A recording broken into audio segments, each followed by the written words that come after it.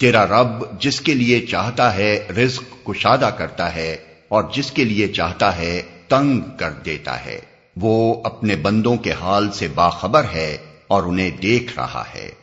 اپنی اولاد کو افلاس کے اندیشے سے قتل نہ کرو، ہم انہیں بھی رزق دیں گے اور تمہیں بھی، در حقیقت ان کا قتل ایک بڑی خطا ہے۔ زنا کے قریب نہ پھٹکو، وہ بہت برا فعل ہے اور بڑا ہی برا راستہ۔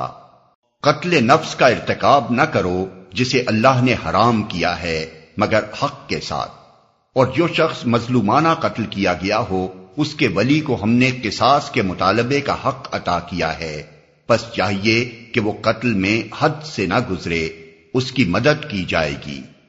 مال یتیم کے پاس نہ پھٹکو مگر احسن طریقے سے، یہاں تک کہ وہ اپنے شباب کو پہنچ جائے۔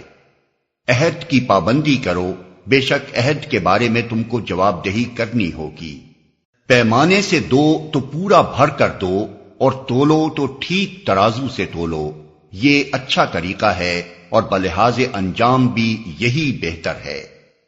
کسی ایسی چیز کے پیچھے نہ لگو جس کا تمہیں علم نہ ہو، یقیناً آنکھ، کان اور دل سب ہی کی باز پرس ہونی ہے۔ زمین میں اکڑ کر نہ چلو، تم نہ زمین کو پھاڑ سکتے ہو نہ پہاڑوں کی بلندی کو پہنچ سکتے ہو۔ ان امور میں سے ہر ایک کا برا پہلو تیرے رب کے نزدیک ناپسندیدہ ہے۔ یہ وہ حکمت کی باتیں ہیں جو تیرے رب نے تجھ پر وحی کی ہیں۔ اور دیکھ، اللہ کے ساتھ کوئی دوسرا معبود نہ بنا بیٹھ، ورنہ تو جہنم میں ڈال دیا جائے گا، ملامت زدہ اور ہر بھلائی سے محروم ہو کر۔